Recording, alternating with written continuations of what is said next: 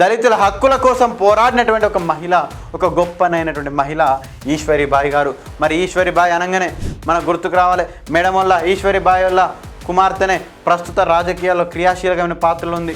ఏం చెప్పింది సార్ మరి తెలంగాణ పైన మీ వాదం ఏంటిది అయ్యా అని అడిగితే, సెకండ్ ఎస్ఆర్సీని ఏర్పాటు చేసి ఏంటిదండి సెకండ్ ఎస్ఆర్సీని ఏర్పాటు చేసి నిర్ణయం తీసుకోర్రి.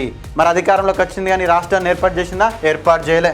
3 కొత్త రాష్ట్రాలను ఏర్పాటు చేసింది దేశం మొత్తం, కానీ తెలంగాణను ఏర్పాటు చేయలే. లాస్ట్కి ఇప్పుడు మనం ఉన్నటువంటి తెలంగాణ రాష్ట్రం సిద్ధించడానికి నాటి పార్లమెంట్లో లోక్సభ పక్షనేత శ్రీమతి బీజేపీ పార్టీ నాయకురాలు సుష్మా స్వరాజ్ గారి సహకారంతో, మరి అదేవిధంగా 1969 ఉద్యమంలో మరి ఏ రాజకీయ పార్టీలు తెలంగాణ కోసం సపోర్ట్ చేసినాయి, జై అన్న పార్టీలు ఏంటిది, నై అన్న పార్టీలు ఏంటిది అని కూడా మనకు ఎగ్జామ్స్లో అడుగుతుంటాడు. సో మనకు 1969 ఉద్యమం అనేది ఈ విధంగా జరిగినటువంటి పరిస్థితి. మరి అదేవిధంగా 1969 ఉద్యమంలో మనకు తెలంగాణకు జై కొట్టినటువంటి రాజకీయ పార్టీలు ఏంటిది, నై కొట్టినటువంటి రాజకీయ పార్టీలు ఏంటంటే political party supporting to the 1969 Telangana movement సంబంధించి మనకు అందరికన్నా మొట్టమొదట గుర్తుకు రావాల్సిన పార్టీ ఏంటిది, తెలంగాణకు సపరేట్ తెలంగాణకు తమ యొక్క మద్దతు తెలిపినటువంటి తొలి రాజకీయ పార్టీ, ఫస్ట్ పొలిటికల్ పార్టీ అంటే ఎవరండి, స్వతంత్ర పార్టీ. ఏ పార్టీ? స్వతంత్ర పార్టీ. స్వతంత్ర పార్టీ ఎవరు స్థాపించారు సార్? రాజాజీ స్థాపించిండు. మరి రాజాజీ స్థాపించినటువంటి పార్టీ ఏపీ తెలంగాణ అధ్యక్షుడు ఎవరు సార్? గౌతు లచ్చన్న. మరి గౌతు లచ్చన్న మొట్టమొదటిసారిగానే అందరికన్నా మొట్టమొదటిగా మరి ఏ తెలంగాణ ప్రాంతం వ్యక్తి కూడా అనలే, ప్రత్యేక తెలంగాణ ఏర్పాటు చేయనని ఏ తెలంగాణ ప్రాంత రాజకీయ పార్టీ అనలేదు, ఏమనలేదు. కానీ గౌతు లచ్చన్న అన్నాడు. స్వతంత్ర పార్టీ మొట్టమొదటిసారిగా తెలంగాణ కోసం మద్దతు తెలిపినటువంటి రాజకీయ పార్టీ. అదేవిధంగా సర్వోదయ ఉద్యమ నాయకుడు, సర్వోదయ మూమెంట్ లీడర్ జయప్రకాష్ నారాయణ. ఎవరు? జయప్రకాష్ నారాయణ. ప్రీవియస్ క్లాస్లో చెప్పుకున్నాం మనం. ఏ మీటింగ్ ఎలా తిరుపతికి వచ్చినప్పుడు అందరూ అడిగితే దేనికి మద్దతు చెప్పిండు? స్మాల్ స్టేట్స్కు, చిన్న రాష్ట్రాలకు మద్దతు చెప్పిండు. చిన్న రాష్ట్రాలకు మద్దతు చెప్పిండంటే ఇండైరెక్ట్గా తెలంగాణకు మద్దతు చెప్పినటువంటి. అదేవిధంగా చరణ్ సింగ్ ఆధ్వర్యంలో ఉన్న పార్టీ ఏంటిది? భారతీయ క్రాంతి దళ అనే ఒక పార్టీ. ఎవరి ఆధ్వర్యంలో? చరణ్ సింగ్ ఆధ్వర్యంలో. తెలంగాణకు ఫుల్గా సపోర్ట్ చేసినటువంటి పొలిటికల్ పార్టీలలో ఒకటైనటువంటి పార్టీ భారతీయ క్రాంతి దళ పార్టీ. అదేవిధంగా బాబాసాహెబ్ అంబేద్కర్ స్థాపించినటువంటి పార్టీ ఏంటిది? Republican party of India. A party of India? Republican party of India. ఎవరు స్థాపించారు? బాబాసాహెబ్ అంబేద్కర్ స్థాపించినటువంటి పార్టీ. మరి ఆ యొక్క పార్టీ తరఫున ఆంధ్రప్రదేశ్ అసెంబ్లీకి ఎన్నికైనటువంటి వ్యక్తి ఎవరు సార్ అంటే ఈశ్వరీబాయి. ఎవరండి? ఈశ్వరీబాయి డైరెక్ట్గా తెలంగాణ ఉద్యమంలో పాల్గొన్నదండి.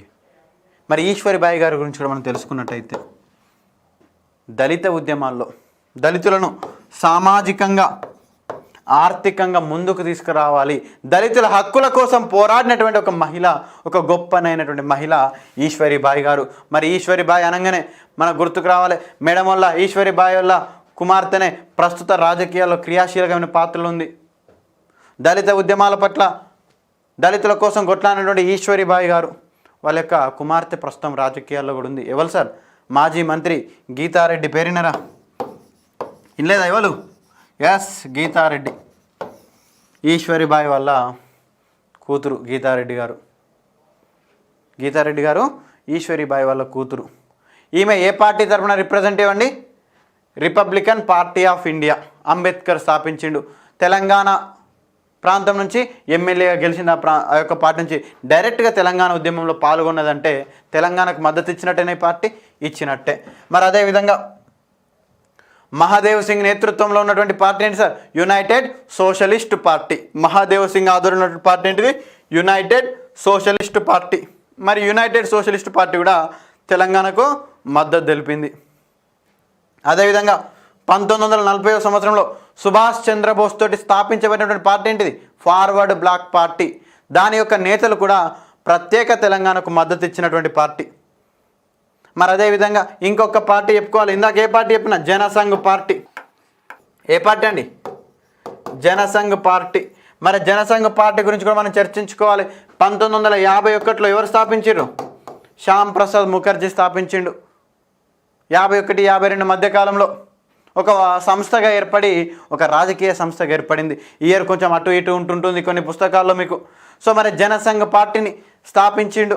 మరి జనసంఘ పార్టీని స్థాపించింది. మరి జనసంఘ పార్టీ సార్ అది ఎవరు స్థాపించారు ఏంటి మనకు పక్కకు పెడితే మనకు 1982 మధ్యకాలంలో దేనికి రావడం జరిగింది, బీజేపీగా మారింది.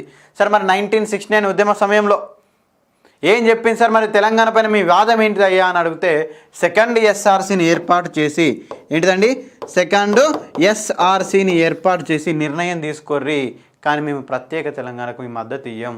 ఏం చెప్పారు సార్, మీరు ఏమన్నా చేసుకోర్రి, మీరు కేంద్ర ప్రభుత్వానికి చెప్పారు అవసరం ఉంటే రెండవ రాష్ట్రాల పునర్వ్యవస్థీకరణ కమిషన్ లేదా సెకండ్ స్టేట్స్ రీఆర్గనైజేషన్ కమిషన్ ఏర్పాటు చేసి డిసిజన్ తీసుకోండి అని చెప్పారు, డిసిజన్ తీసుకోమని చెప్పారు.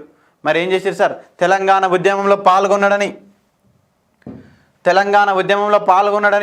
జగన్మోహన్ రెడ్డి అని, ఎవరండి, జగన్మోహన్ రెడ్డి అని ఒక వ్యక్తి తెలంగాణ ఉద్యమకారుడు, జనసంఘ్ పార్టీ లీడర్. ఏ ఉద్యమంలో పాల్గొన్నాడు, తెలంగాణ ఉద్యమంలో పాల్గొన్నాడని పార్టీ నుంచే సస్పెండ్ చేసిరు, అతన్ని పార్టీ నుంచి సస్పెండ్ చేసిరు. అలాంటి పరిస్థితి జగన్మోహన్ రెడ్డి గారిని సస్పెండ్ చేసినటువంటి పరిస్థితి. మరి అదేవిధంగా మరి 1969 తెలంగాణ ఉద్యమ సమయంలో తెలంగాణకు సపోర్ట్ చేయనటువంటి రాజకీయ పార్టీ జనసంఘ్ పార్టీ. కానీ అదే జనసంఘ్ పార్టీ బీజేపీగా మారిన తర్వాత 1997 చెప్పుకుంటాం, డీటెయిల్గా మనం మళ్ళీ సబ్జెక్ట్స్లో చెప్పుకుంటాం. 1997 కాకినాడ సమ్మిట్లో ఏం చెప్పింది, ఒక్క ఓటు 2 రాష్ట్రాలు. 1997 Kakinada summit, BJP announced 1 vote 2 states.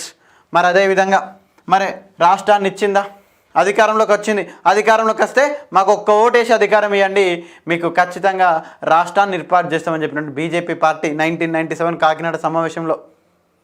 మరి అధికారంలోకి వచ్చింది కానీ రాష్ట్రాన్ని ఏర్పాటు చేసిందా, ఏర్పాటు చేయలే.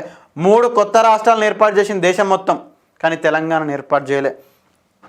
అదేవిధంగా 2009 ఎలక్షన్లలో ఇదే బీజేపీ పార్టీ ఏమని చెప్పింది సార్, 100 daysలో తెలంగాణ ఇన్ 100 days అని చెప్పింది.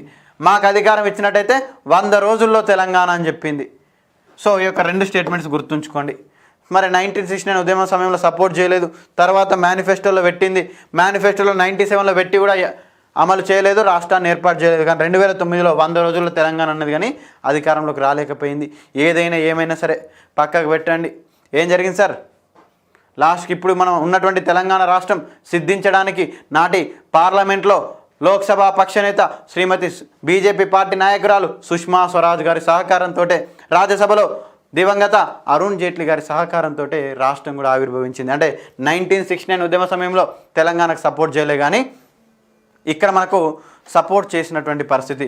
మళ్ళీ దశ తెలంగాణ ఉద్యమంకి వచ్చేసరికి బీజేపీ పార్టీ సపోర్ట్ చేసినటువంటి పరిస్థితి. సార్ మరి అందరి గురించి చెప్తారు, మరి కమ్యూనిస్టులు ఏడవేరు సార్ అని డౌట్ రాలేదు మీకు? ఎస్, మరి కమ్యూనిస్టులు కూడా వాళ్ళు ఏం చేశారు సార్ అంటే, కమ్యూనిస్టులు మేము ప్రత్యేక తెలంగాణకు మద్దతు ఇయ్యము ఏమని చెప్పారు sir, communist are not supported separate Telangana. ఏమన్నా సార్, సమైక్య రాష్ట్రంగానే ఉంచుతూ రక్షణను అమలు చేయండి తెలంగాణకు తప్ప. కమ్యూనిస్టులు అంటే ఉభయ కమ్యూనిస్టు పార్టీలు, అది సిపిఐ కానీ సిపిఐఎంఎల్ కానీ ఏమని చెప్పారు సార్, మేము ప్రత్యేక తెలంగాణకు సపోర్టు చెయ్యము, కావాలంటే సమైక్య రాష్ట్రంలోనే తెలంగాణ ప్రాంతకు రక్షణలు అమలు చేయండి అని చెప్పారు. కానీ మలిదశ తెలంగాణ ఉద్యమం వచ్చేసరికి సిపిఐ